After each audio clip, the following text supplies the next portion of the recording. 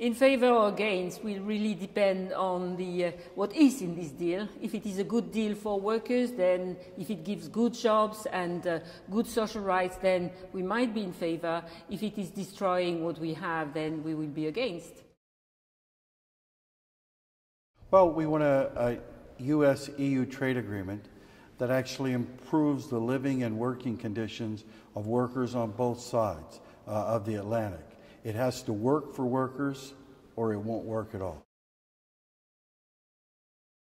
Very important is the question of social rights. What is going to be good for the workers? What is important is the transparency. What is important also is certainly that government should have the upper hand and not a corporation over when there is a dispute. Well, the agreement has to not only honor the core conventions of the ILO, such as the right to organize peacefully, to bargain collectively with our employers, and the right to strike, but it should foster those. It should seek to raise the level of standards for workers on both sides of the Atlantic, and if it doesn't, then we would have to oppose. We don't want an ISDS. We just believe that the laws existing in the various countries should be working and that corporations should have the same treatment as other groups and not have a specific court.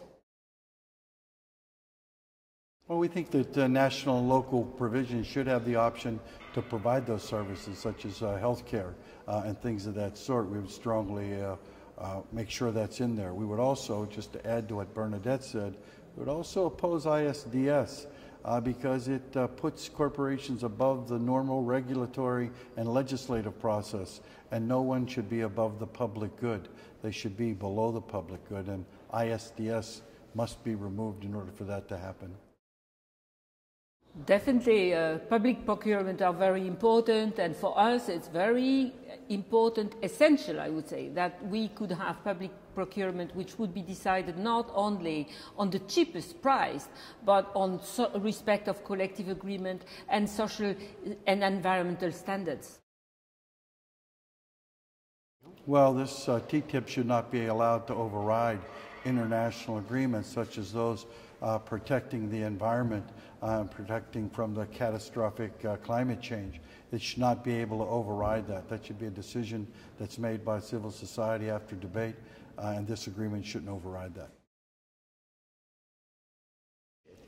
We will certainly continue to work together on this issue, and we are in permanent contact, and I think we are sharing the same concerns that this agreement should work for people and show what a good society could be.